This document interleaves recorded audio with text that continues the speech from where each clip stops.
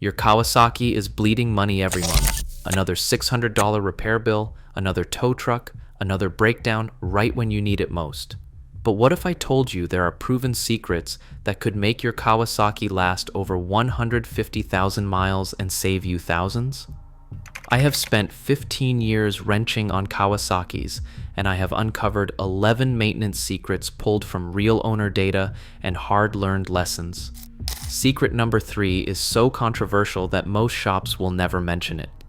If you are tired of your bike owning you, hit that subscribe button, because these secrets could save you more money than you spent on your last set of tires. Look, Kawasaki's extended oil change intervals will get you through warranty, and that's it. I have torn down enough engines to know the difference. Bikes running 3,000 to 4,000 mile oil changes with good synthetic oil are hitting 150,000 miles. Bikes following the manual's extended intervals are rebuilding engines at 80,000. The problem is Kawasaki's wet clutch setup. Engine oil, transmission oil, and clutch material all share the same sump. That oil breaks down faster than a dry sump system. Extended intervals cause clutch contamination and bearing wear. Every high-mileage Kawi I have seen follows the 3,000-mile rule religiously.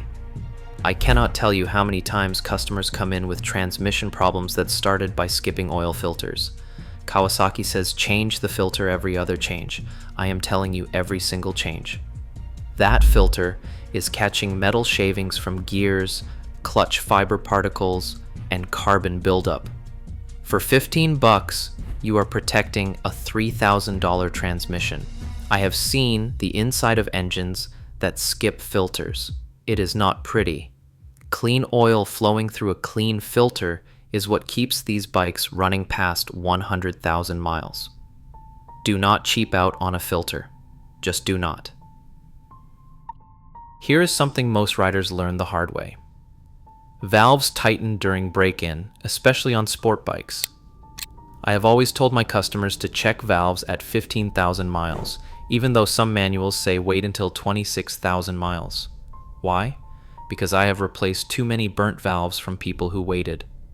Tight valves do not seal right, they run hot, they burn. Then you are looking at pulling the cylinder head, a valve. Check runs about $200. Head work because you waited? Try $2,500. Most bikes with shim underbucket valves will not need adjustment after that first check, but you have to do that first check. Trust me on this one. Coolant isn't just coolant. It's a chemical cocktail of corrosion inhibitors, and those inhibitors wear out way before the fluid looks bad. I've pulled apart cooling systems where the water pump impeller was half gone, and radiator tubes corroding from the inside.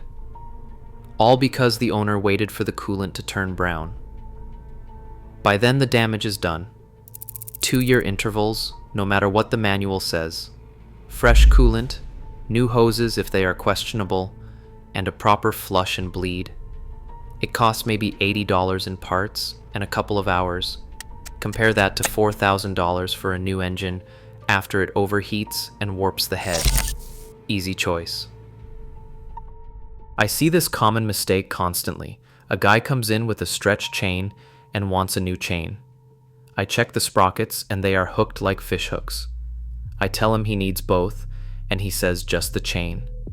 2 months later he is back because the chain is already shot. Worn sprockets eat new chains for breakfast. A good chain and sprocket set runs $200 to $250. You will get 20,000 miles if you maintain it right. Try to save $100 by keeping old sprockets, and you will replace that chain again in 5,000 miles. Plus, you are one snap chain away from being stranded, or worse, locking up the rear wheel. Do not be that guy. Nobody thinks about fork oil until their bike is wallowing through corners like a drunk elephant. Fork oil breaks down, gets contaminated, and loses viscosity. I have drained fork oil that looked like chocolate milk. That is metal particles and seal material floating around in there, tearing up your bushings. Fresh fork oil every 20,000 miles or every couple of years. It costs $100 to $150 for the service, and your bike will handle like new again. Wait until the seals blow. You are into it for $500 because now you need seals, bushings, and if you are unlucky, new fork tubes. Keep ahead of it. You know how many recalls and service bulletins are out there that Kawasaki never bothered to mail you about? Dozens. I have had customers pay $2,000 for clutch work that was covered under a service bulletin they did not know existed. The 2024 Ninja 500 has clutch shaft issues. Ninja 400 models have spark plug problems. H2 models have oil pressure valve failures. All of these are documented, some with extended warranties, and some with free fixes. It takes 5 minutes to check nhtsa.gov with your VIN. I have saved customers thousands just by telling them to look. Do not leave money on the table because you did not know. Read your manual's fine print about severe service. Short trips under 10 miles, stop-and-go traffic, hot weather, cold weather, dusty roads, city riding. That is 90% of riders right there. Severe service means shorter intervals on everything. More frequent oil changes, air filter service, spark plugs, all of it. I have seen the difference. Bikes that follow severe service schedules make it to 100,000 miles without drama. Bikes that ignore it are in my shop every few months with another problem. An extra $200 a year in maintenance saves you $2,000 in repairs. Math is not hard on this one. This is the big one. Kawasaki puts the regulator and rectifier in the dumbest spots, right in the engine heat. They cook themselves and then they fry the stator on the way out. I have replaced hundreds of these. Stock mounting, you are playing Russian roulette. Relocation kits cost $50 to $100 and installation takes 1 hour. Mount it up front where it gets airflow or under the seat with ventilation. I have seen bikes go 100,000 miles with relocated regulator and rectifier units and zero charging issues. Leave it stock, and the average failure is 30,000 to 50,000 miles, and it takes the $400 stator with it. This mod pays for itself the first time it saves your charging system. A Kawasaki-compatible scanner changed how I maintain my own bikes. You can read codes before the bike even throws a warning light, pending codes, live data, everything. I caught a failing fuel pump on my ZX14R 6 months before it would have left me stranded. Generic scanners from the auto parts store will read basic codes, but they miss Kawasaki-specific systems. Get a proper scanner. A proper Kawasaki-compatible scanner costs $150 to $200. I charge $150 just to plug mine in at the shop. You pay for it once and you catch problems early for the life of the bike. It is like having X-ray vision for your bike's electronics.